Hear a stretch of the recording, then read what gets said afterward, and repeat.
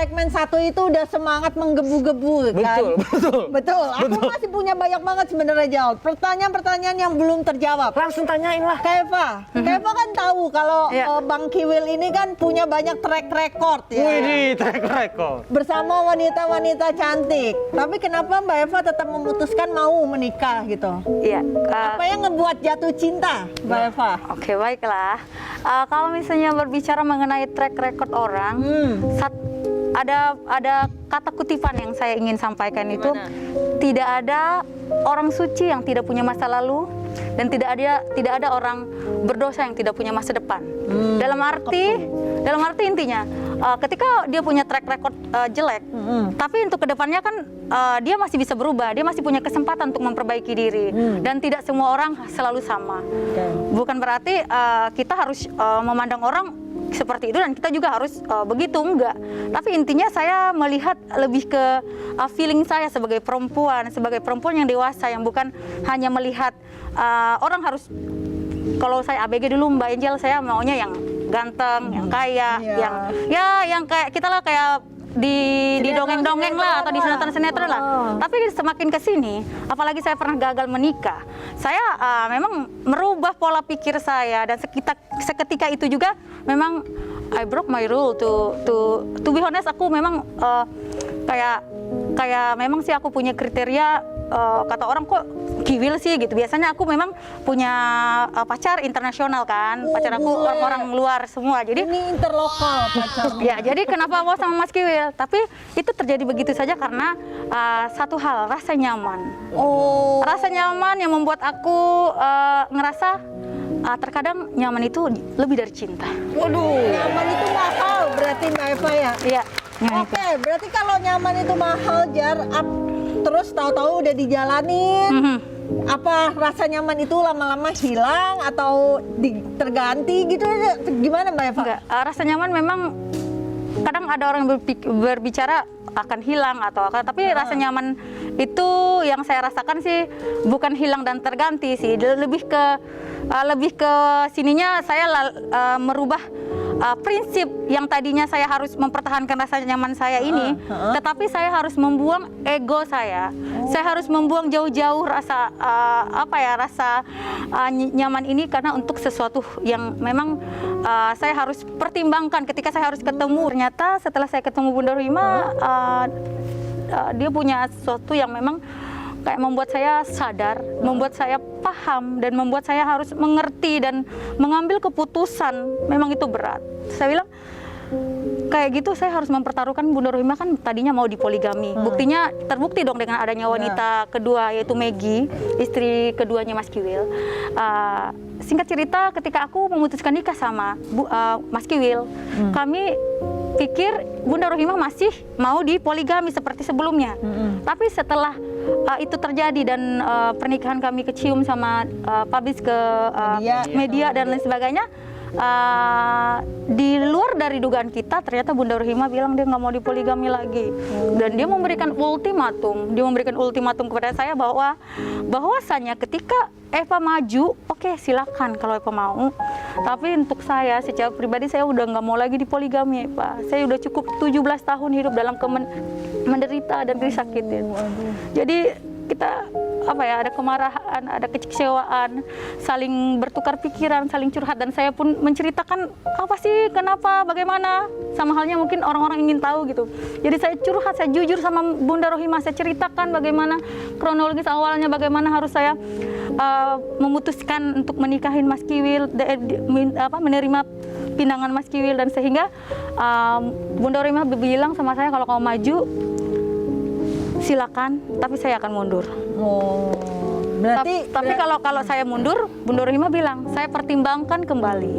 Jadi itu yang membuat saya kayak, ya udah deh, aku kan baru ya, dan ini mempertaruhkan sebuah pernikahan yang udah 22 tahun loh. Jadi aku kayak ngerasa bersalah sih kalau harus menjalankan itu, dan dibayang-bayangin rasa bersalah itu nggak enak. Oke, berarti emang nggak gampang ya, Jar, ya, jadi di posisi seorang istri yang istri yang dengan suami berpoligami gitu ya. Dari ceritanya Kak Eva kita bisa dengar bahwa tidak ada sisi perempuan maupun nomor pertama, nomor kedua atau seterusnya itu yang bahagia gitu ya intinya. Intinya tidak bisa diduain. Tidak ya, intinya tidak bisa diduain lah kayak gitu ya kalau kita dengar ceritanya. Nah, Jar gimana Jar? Kita udah tadi bersedih-sedih, sekarang kita tes kejujuran aja. Benar, kita masuk di Jajules. Jawab jujur, Keles. Jajules. Jawab jujur, Keles. Oke. Yes, jadi dijelasin dulu Jar cara mainnya. Oh iya, mau ambil dulu nih. ya, Mau ambil dulu nih. Mohon maaf. Siap. Nah, di sini ada mie pedas. Wah, Nah, ini- jadi Jar ini mie-nya mie. Aduh, nggak bisa bilang. kita belum dapat sponsor lagi. Gimana Jar cara mainnya? Jadi Mbak Eva, nanti kita akan mempertanyakan pertanyaan sama Mbak Eva. Mbak Eva harus jawab jujur, tapi sambil makan ini. Ini tahu nggak Ini mie pedas Mbak Eva, yang pedasnya tuh sepedas kata-kata netizen. Oh. Ya. Aman Mbak Eva? Ya, oke. Dikit-dikit bumbu-bumbunya ya biar enak gitu. Mau pakai hand sanitizer dulu? Boleh. Hand sanitizer-nya jangan kesini ya Jar. Gini, kali jagain gini. Mabok. Oke, langsung masuk ke pertanyaan pertama. Silakan. Iya. Yuk, nikah sama Bang Kiwel settingan katanya atau beneran? Jawab cepat sambil makan. Bismillah dulu. Beneran nikah? Beneran nikah? Resmi? No. Sini. Siri? Oh, siri, tapi siri. nggak settingan ya? Enggak settingan. Pedes ya? Dan aku nggak suka mie. Oke, Jar, next Jar. Kenapa mau jadi istri kedua dari Mas Kiwel? Karena Mas Kiwil memberikan rasa nyaman dan sosok beliau tidak saya temukan di pria lain. Waduh. Aduh, aku jadi takut nih kalau ketemu Bang Kiwel, takut nyaman juga. Itulah, hati-hati loh. Wah, apa masalah sebenarnya sampai pisah sama Mas Kiwil sih? Saya memperhatikan perasaan seorang istri, seorang ibu, yaitu Bunda Rohimah. Saya menghargai beliau. Saya setelah ketemu mengerti dan akhirnya sadar, sehingga saya membunuh rasa ego saya, membunuh rasa sayang dan kenyamanan itu buat sebuah kebaikan sih. Kebaikan. Oke. Oke, benar nggak katanya kamu udah punya tunangan orang India? Jujur. Ya, sebelumnya yang ya udah. Sebelum sama Kiwil saya udah pernah tunangan sama orang India itu di tahun 2019. Oh, terus diputusin dulu atau gimana? Emang kita ada sesuatu hal yang prinsip ya, jadi kita tidak jadi ke jenjang pernikahan dan akhirnya ketemu sama Mas Kiwil. ya saat saya lagi galau-galaunya Mas Kiwil selalu ada buat saya dan dia buat saya nyaman itu. Waduh, hati-hati guys. Fajar nih sering datang dan pergi. Waduh, Mbak mau minum? Dia. Ini nggak boleh minum sampai Pedas besok. banget ini. Nggak boleh minum sampai besok Jar katanya. Udah, wah. Next. Oke, next. Kalau Mas Kiwil minta balikan, masih mau apa nggak? Sekarang katanya udah jomblo lagi nih. Untuk sekarang sih belum ada kepikiran untuk itu, tapi saya tidak menutup diri. Tapi kan ada seseorang yang udah kemarin kan lagi pira-pira di Lambitura itu, yang ternyata Ya. dia ada wanita lain kan selain saya. Sudah ada lagi ya. Sudah ada lagi. Kata Adi sana. Katanya, Saya hanya iya. melihat. Hal apa yang paling kamu suka, yang kamu nggak suka dari Mas Kiwil? Mungkin dia kemarin untuk yang nggak sukanya untuk pernikahan ternyata dia ada seseorang yang saat ini lagi udah publish kan. Dia bohong. Dia bilang waktu itu hanya teman dan bisnis bebek. Oh, bisnis bebek. Oh, itu tak dulu. Berarti udah kenal? pas udah sama- dekat. Udah dekat pas sama Mbak Eva. Mhm. Oh. Dari temen jadi demen. Taunya gimana Mbak Eva tiba-tiba tahu maksudnya? Kan baru sekarang taunya. Setelah saya udah cerai dan udah minta talak kan udah nggak ada hubungan lagi sama Mas Kiwil, ternyata itu benaran.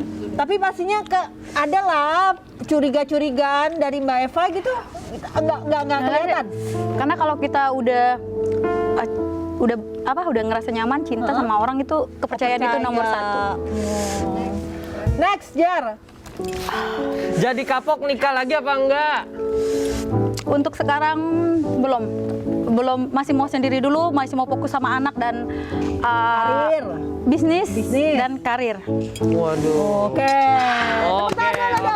Oke, sambil minum. Sambil nunggu Mbak Eva apa-apa biar Nggak pedasnya apa-apa, hilang ya turunin. Jar ya. Iya. Kita biarin yang lewat satu ini dulu. Abis ini kita masih bakalan seru-seruan lagi pemirsa Cerjagoy. Tetap di Cerjago. Jangan ditahan, keluarin aja. Tarik nafas, hembuskan, keluarin aja. Ceritakan, jangan ditahan.